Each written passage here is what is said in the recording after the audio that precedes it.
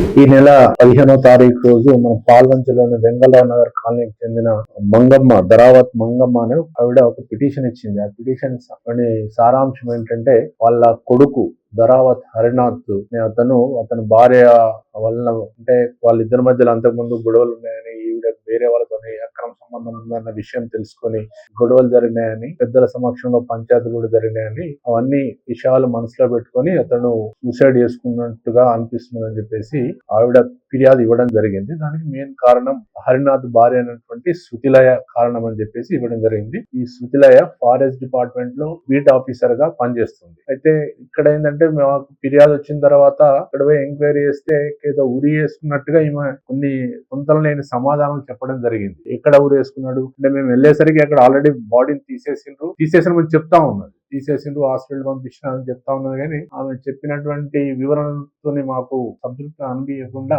ఆమెను తరువుగా ఇంట్రాగేషన్ చేసి వాస్తవాలు తెలుసుకుంటే తెలిసింది ఏంటంటే ఈవిడ గతంలో చెల్లాలో పనిచేస్తున్నప్పుడు కౌశిక్ అనే అతనితో ఈమెకి అక్రమ సంబంధం ఉండే.